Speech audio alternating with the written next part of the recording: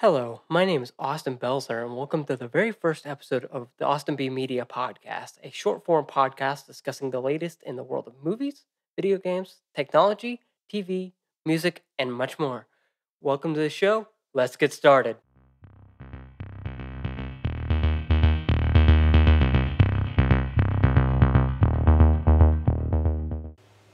Before we get into the heart of the show, I want to set some time aside to thank Thomas Stoneham Judge, or TSJ as he likes to be called, for his support over on Patreon. Over the past few months, his support has meant a lot to me. It's what got this podcast off the ground. It's what got Austin B Media to do the things it did since really October. And I just wanted to take some time to thank him. You mean a lot to me, buddy. You're the greatest, man. And for those listening, and don't know about me or the Patreon, head on over to patreon.com/AustinBmedia or austinbmedia.com/support for more information. Thanks. Now I want to get into what will become the heart of the show for many people. In fact, it's most of what I do here at Austin B Media. Movies. So there's some interesting things that happened in the world of movies this week. First two, I've got some very personal announcements that I would like to make. First of all, I'd like to announce that I am now a part of the Online Film and Television Association. So basically, I'm on a guild now. It's exciting. I didn't expect to get in. But yeah, between that and Film Independent, I am on 2 guilds now, full time. I can't wait to see what it brings me and what it offers you, the listener. And the other announcement is that I am going to Sundance for the very first time. Sundance is a very big festival, so there's little room for people like me. But I got the chance to say, hey, why don't I go? And they said, hey, yeah, sure, let's go. And I can't wait to bring you reviews, interviews, hopefully, and all the news you would expect to see from somebody covering Sundance. It's going to be cool. And then let's go into our news of the week. The big one I think we should talk about is Warner Brothers and Legendary reaching a theater exclusivity deal on Godzilla vs. Kong. So, what do we know? Well, it seems to be a deal just for Godzilla vs. Kong. Dune has kind of been worked on. It's not really being talked about. I don't know what's going on there. But Denis Villeneuve wants a theatrical release for Dune, so don't expect to see something on the Dune spectrum here soon. But this deal brings up a lot of questions. How much is Warner Brothers offering for Godzilla vs. Kong? It is rumored that Netflix was willing to pay $225 million for the movie theatrically streaming. So will Warner Brothers pay $225 million, or will they just say, "Hey, we agreed on this deal, so we'll just give you this"? Very interested to see what that says. Second of all, could WB be offering the similar deals to their other 2020 releases like The Little Things, Matrix 4, Tom and Jerry? Could they do that? It's certainly up for debate. I mean, I think they've already got those deals built in, so I think they'd just be able to just say, hey, why don't we just do this? So maybe that's what they do. I don't know. It's just very interesting, especially with the Nomadland news that came out a few days ago. And lastly, I want to know kind of what would that window look like if it's a theatrical window versus a theatrical and streaming window. Right now, HBO Max is doing a 31-day deal for Wonder Woman 1984 and the other 2021 releases. So will it just be 31 days and then it goes to HBO Max? Will it be a 3-month? Will it be 17 days like NBC Universal? What will it be? I'm very interested to see that. What are your thoughts on the WB Legendary deal on Godzilla vs. Kong? I'd like to know. email me at contact@awesomebmedia, and I'd love to hear your questions. Maybe I can answer them on the next podcast. Next, I wanted to provide you with some very quick reviews of some movies I've seen. Coming out today is One Night in Miami. If you don't know what this is, it's the movie by Regina King. It's her first, it's her directorial debut, and it's about Malcolm X, Muhammad Ali, then called Cassius Clay at this time, Sam Cooke and Jim Brown all getting together in this room to just say, okay, what are the topics of our time? What do we need to talk about? What do we need to air out? And I think it goes through that philosophical and social debate rather well, actually. As you'd expect from something that was adapted from a play, it focuses way more on the heart of the issue than the issue that would seem plain to see in something like a feature film. You know, if this was just a script written in, total isolation, or if this was something that had just been thought of for years and years and years. I don't think we'd get the same qualities that Regina King brings here. And speaking of Regina King, I think a lot of her directorial energy is transferred onto the screen. There are some fight scenes early on with Muhammad Ali, then called Cassius Clay at this time. And you can kind of feel like, okay, I'm looking at this guy, he's looking at me. What do I do to get him to quit? How do I mock him enough so he just quits because he's, butthurt, basically? Or when Malcolm's just saying, hey, here's something very serious I need to talk to you about, you feel the weight of that seriousness. You feel all the things that these characters are feeling, which is important in what is essentially just a one-location story. So if you want to, you can check it out on Amazon Prime Video right now, as this is being recorded. And you might also want to check out Soul, which is also written by Kemp Powers. It's on Disney Plus right now. It's got Jamie Foxx and a whole bunch of other people I can't remember right off the top of my head. Tina Fey as number 22. And what I like about this movie is it is willing to play with philosophical ideas. You might be sensing a theme here.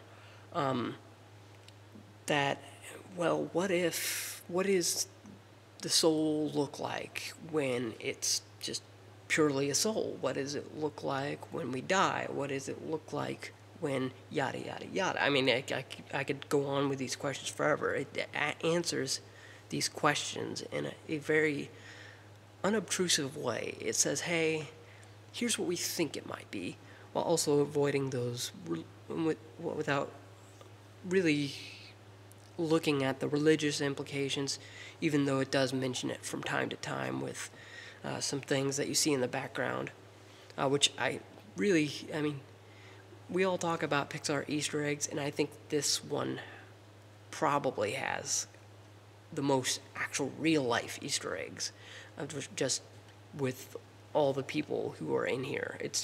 I won't spoil who's in here, but it's fascinating to see what Pixar is doing. Their animation is top-notch. I mean, and the voice work kind of is transformative. Not in the way that you'd put on a pull quote, but in the way that when Jamie Foxx is talking as Joe Gardner, it doesn't sound like Jamie Foxx. When Tina Fey is talking as 22, it sometimes sounds like Tina Fey, but not really. When Questlove is talking, it doesn't really sound like Questlove, the only real person that really shouts to me that is, oh, hey, that is that person, is Angela Bassett as Dorothea Williams. And honestly, if you ever have it's a Pixar movie, you kind of know what you're getting into here. And it's on Disney Plus. I'm sure we all have it right now. So why don't you just go check it out and judge for yourself? I'd love to hear your thoughts. contact Austin B Media for and maybe I'll read your thoughts. I might agree, I might disagree. I'd love to read them on the podcast. Another one I saw, and this was for an interview that I published on YouTube, and it is Blizzard of Souls. It's Latvia's official submission for the Oscar of Best International Feature, I believe. It is basically take the Peter Jackson World War II movie. The name is escaping me at this moment. I think it's They Shall Not Be Moved or something like that, where it's a documentary. Take that, but make it a dramedy almost. There's so much in this film that is dealing with the horror of war, you know. What does it feel like when somebody kills for the first time? What does it feel like when somebody is injured? What does it feel like when this happens? So on and so forth. But it also deals with it in saying, hey, but there's also a inherent joy to life. There's, you know, riding your bike down the streets in the middle of summer. There's reading a good book. There's being on a boat. There's just, it wants to sink you into that feeling of, hey, there's still beauty, but it's also saying, hey, war movies shouldn't be glamorous. It should be dirty, gritty, but also say, hey, there are things that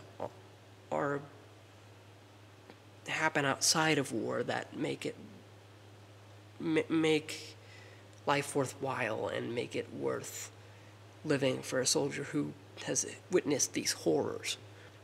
So if you want to check that one out, I believe that's available for rent on a virtual cinema. You'd have to check. I believe I'll include links to that in the show notes. Another one I saw was Driveways. This is a film about a family who packs up her sister's house and meets a neighbor. That's essentially the short of it. And this film is very, how do you say, quiet. It's not really boisterous. It's literally just people talking. There's not a whole lot to it. You might snooze for that purpose, but if you're into character dramas, I highly recommend you check that out. And I believe that is available for rental right now.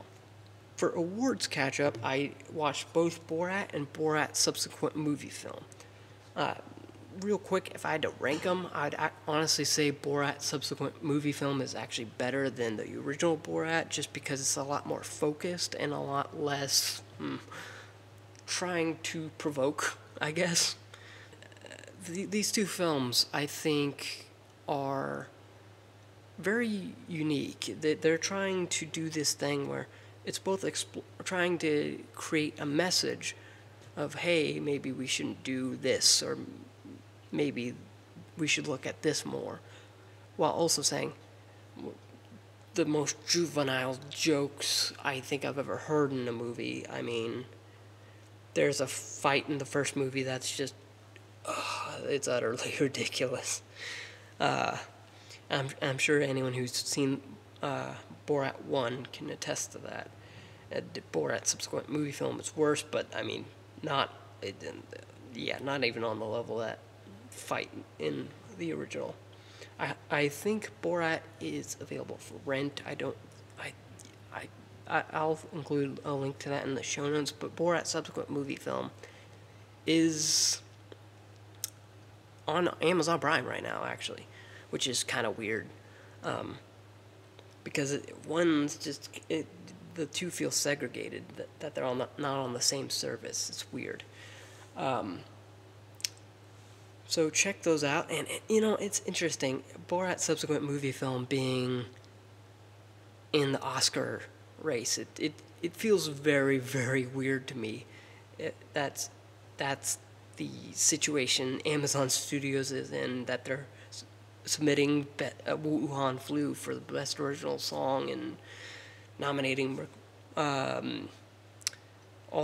basically doing a whole award sweep with this. They're just saying every category we're gonna be in it. It's very, very weird. Uh, One film I caught up with was the original the first Daniel Craig film, Casino Royale. I thought I had seen this movie, but apparently not. As far as ranking among the Bond movies, I think this would be among the top. I think Skyfall is still top of that list for me. I've only seen the Craig Bond films though, so take that in mind. I think it'd go Skyfall, Quantum of Solace, Casino Royale, and then Spectre. I think that's all of the Daniel Craig Bond films. What I liked so much about this film, to put it over Spectre, other than it's actually a good movie, is that it takes the time to say, hey, we know you know it's a James Bond film. We're just going to go with that. And we're going to trust that you know that this is this person, that's that person, and we're just going to roll with it because James Bond at that point had been, he'd been on screen for, I think, 50 years, I want to say. I'm not quite sure on that number, but it just says, okay, we're going to make an action movie, but also, why don't we just set this in like a hotel room all the time? And it's kind of stylish. I think, I don't like saying underrated, but I think a lot of people just wave this off as, oh, this is Daniel Craig's first Bond film. It's, it is what it is. But there's a lot of work being done by Mads Mikkelsen to really sell, okay, here is a menacing villain that you see in most of the Bond films, but you don't really get to spend time with. And I think that's the thing that Daniel Craig Bond films did the best, is say, okay, here's the villain, let's get to understand him instead of seeing him for 5 minutes in the background or something like that. We don't need to see him in the background. We want to understand him, because that's kind of how filmmaking is done this generation, I guess. But I think that's streaming everywhere if you want to check it out. I'm sure you've seen it by now. I'm surprised I hadn't. And then I saw a whole bunch of movies. I saw Standing Up, Falling Down, that has Ben Schwartz and Billy Crystal in it. Ben Schwartz plays a failing comedian, and then Billy Crystal's like this weird...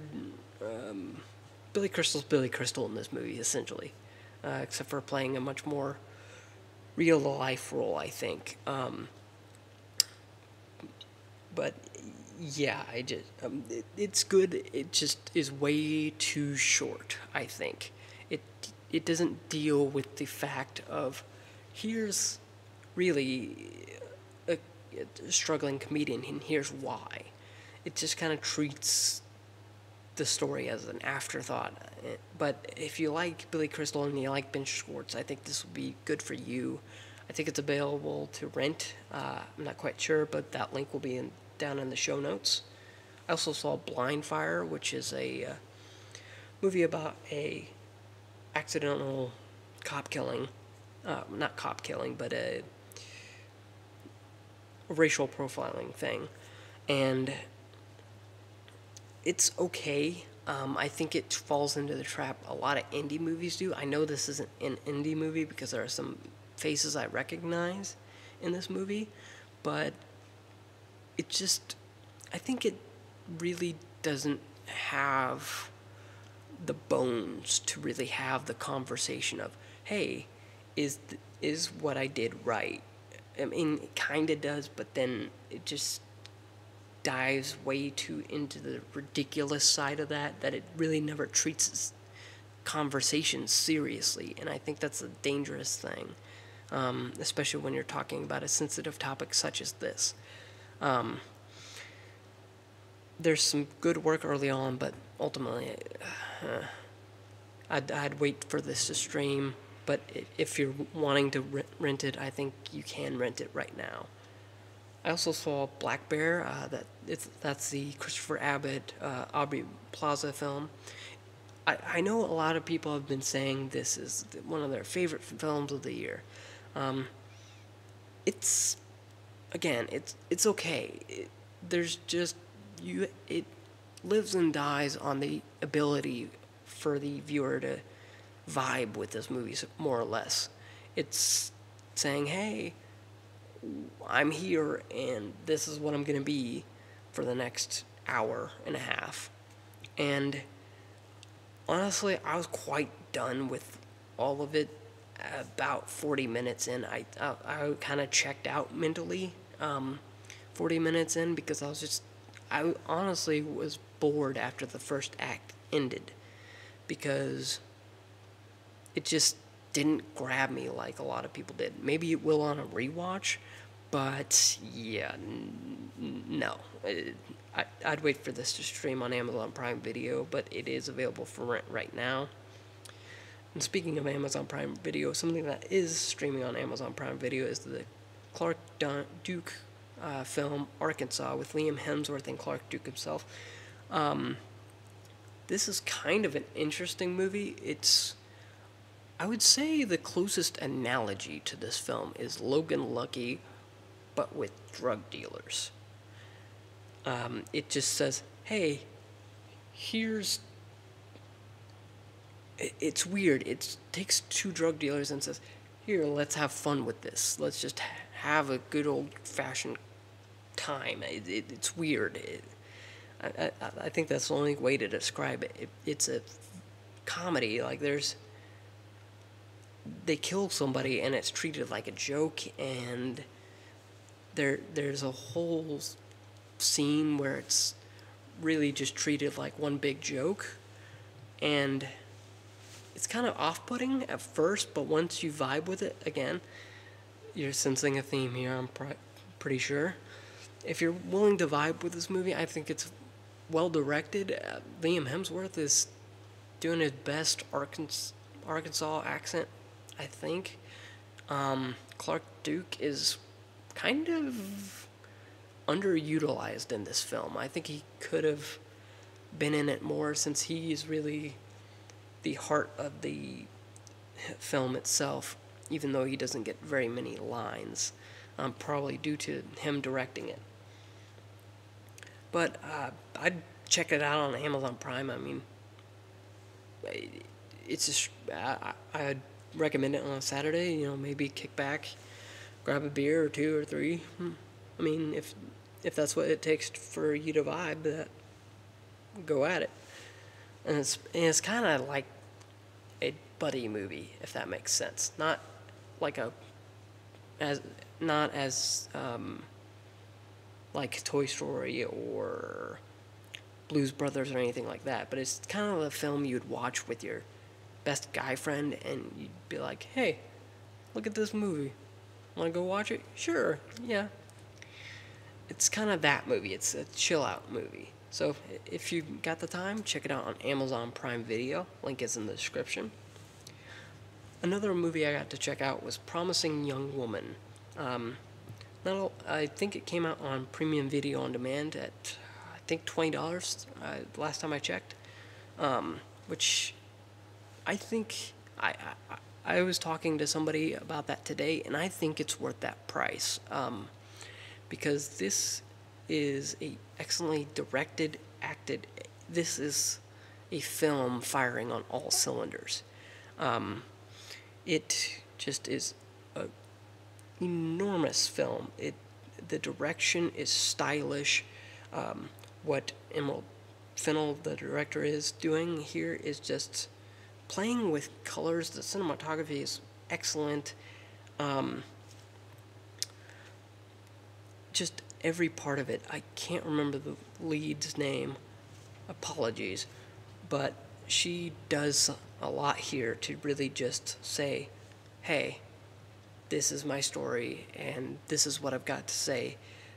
Really treats it with a level of care that really isn't held, really, in many of these films that deal with this topic.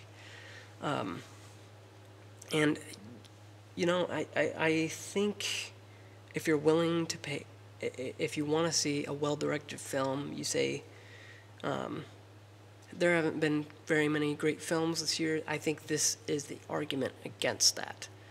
Bo Burnham's great in here when he randomly shows up about 25 minutes in, something like that. It's wicked. It's funny. It's serious. It knows when to push and when to pull. I would highly recommend this. It's got a banger soundtrack too. Watch it and let me know what you think. Contact at awesomeb.media. I have a full review going up later this week. Check it out. A short film I checked out was A Love Song for Latasha. I didn't know a lot about this film. I just knew it was in the awards conversation for Best Documentary Short Film. And this is another stylish film. It really is not photographed. It's more animated. It deals with a child being, Latasha, being killed over orange juice, $2 orange juice. And I think in that 20 minutes that it takes for the film to really, short film actually, to go over the topic, I think it says, hey, here are the people Latasha loved. Here's their story so they can tell her story. And I think it's one of the best short films I've seen this year. Honestly, it's one thing you just gotta see to really understand, honestly, because so much of it is in the visual representation of what is being said, because most of it is just voiceover. You can check that out streaming now on Netflix. A film I checked out is The Truffle Hunters. It's, well, I mean, the title of the film says it all. It's all about truffle hunting. I don't know a lot about truffle hunting, but I'll be honest. I did not like this movie. I did not like it one bit at all. I didn't care about any of the people in this film, nor did it make a case for me. Film make a case for me to care for them, any of these characters. It just really, there's some good camera work here, but that is about it. There's really not a whole lot here to like. It's coming out later this year. I don't know exactly when, but when it does, it will be out theatrically and then have a VOD release date. All those details will be in the description below. And then lastly, I watched the upcoming Netflix film, The White Tiger. It's about a man, Balram, who works his way from a low caste system to a high caste. Generally, I don't watch a lot of Indian films, a lot of Bollywood films, and I wouldn't recommend this one if you don't know a whole lot about Indian culture. If that's not your genre of movie, I do not recommend this, really, because I think it requires a lot of knowledge about the caste system, how it works, and generally how Indian culture is set up. Because the movie really doesn't do a whole lot to really explain it other than, hey, I am a low caste person, and this is where I am at, and this is how this happens. But it doesn't really explain it in a way I can understand, if that makes sense. It's excellently acted. I mean, the actors made me believe in what they were saying and what they were doing, although it tends to get, the acting kind of falls apart towards the end. But it honestly, if you have a Netflix subscription, check it out. But if you're not interested in a movie about the caste system, I wouldn't recommend it. Moving on to video games, I want to talk about Lucasfilm Games. Yeah, so they're back. There's not a lot of details on this, so it's kind of a non-starter, but I did want to talk about this because this is a very big deal for video games. So far, we know the EA deal is being honored, the LEGO Star Wars Skywalker Saga deal is being honored. The VP is a guy who made Myst, Prince of Persia, Close Combat, and more games. His name is Douglas Riley. I don't know a whole lot about the guy, but that's the only guy at Lucasfilm, apparently. I don't know exactly what's going on here. I don't know what... I've got a lot of questions here, so...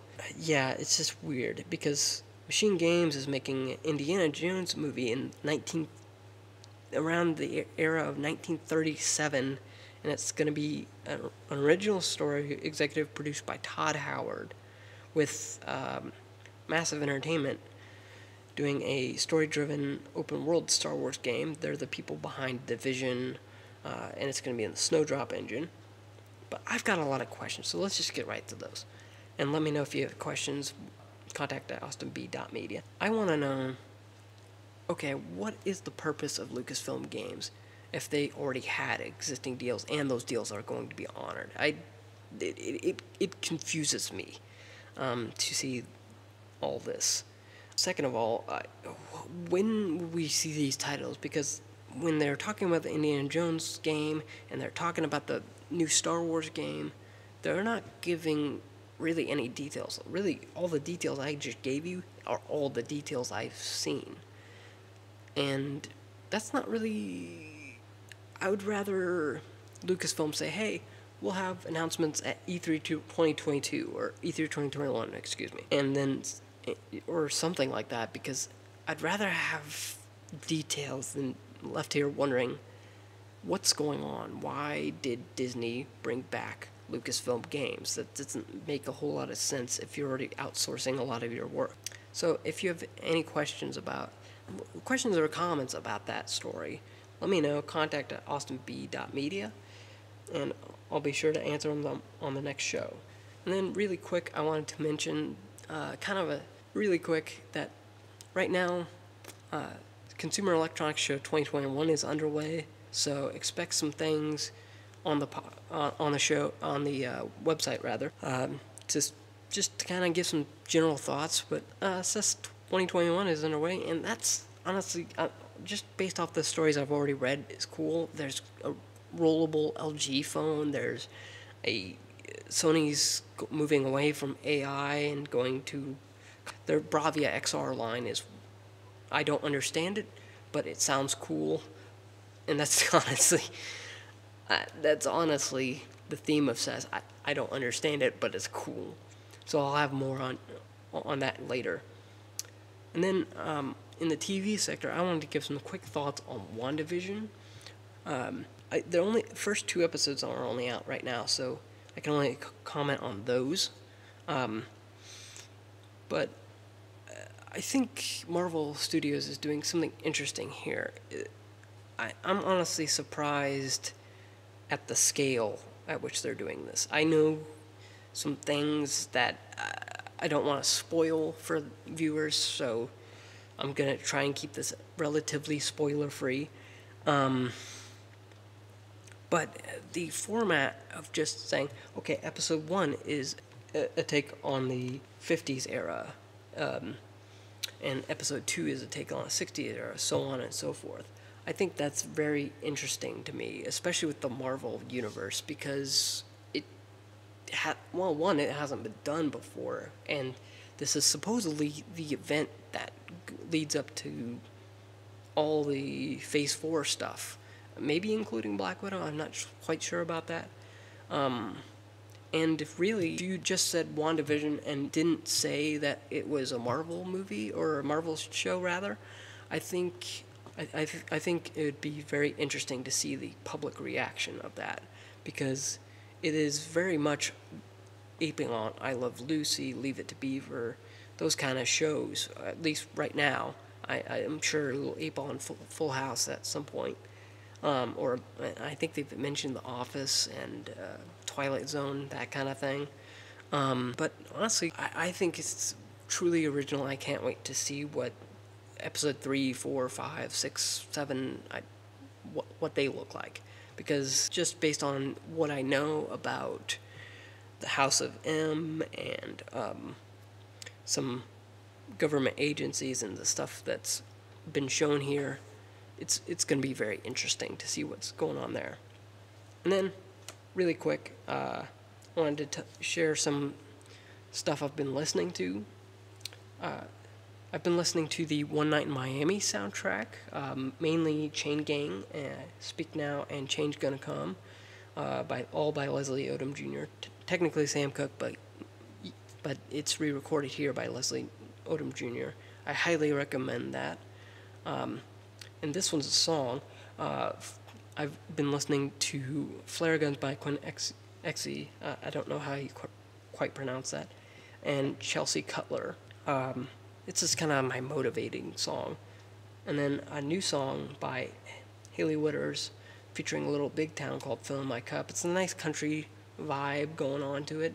And I think it's something that might, scratch that vibe for somebody who listens to Maggie Rogers, people like that. I really think that's kind of the genre this is going for. Then Justin Bieber has a new single called Anyone. I like his new work. It's much more getting back to his basics, his roots, so to speak. And I kind of dig it. I don't know what he's doing here, but I like it. I hope he does more of it. It's just so singer-songwriter type, but not in a vain way. So check that out. And then Put Your Records On by Rit Momney. That's another great one to motivate you. Honestly, techno vibe is really strong with this one. And yeah, that's what I've been listening to. So that is it for the Austin B Media podcast for this week. Over on the site, I have 4 things posted this past week. I posted the Josiah Q&A. It's a short film about stereotyping in Hollywood. I posted that over on austinb.media. Voting is now open on the 2nd annual Reel Awards, so if you want, in the show description, I'll have a link to the Google form that I use for the Reel Awards. Just nominate whatever you feel like, and I'll let you know if there are any issues with any of the balloting things. I also interviewed the people for Blizzard of Souls, the director, actor, cinematographer, and the composer. That's over on YouTube if you want to check that out. And then I posted a article titled Goodbye 2020, where I talk about some of the successes I've had in 2020 and look forward to 2021. So, without further ado, that is it for the inaugural episode of the Austin B Media podcast. I hope you enjoyed what you listened to today. If you didn't, send me an email at contact@austinb.media. Leave a review on Apple Podcasts or wherever you listen to podcasts. I'll see you next week. Bye.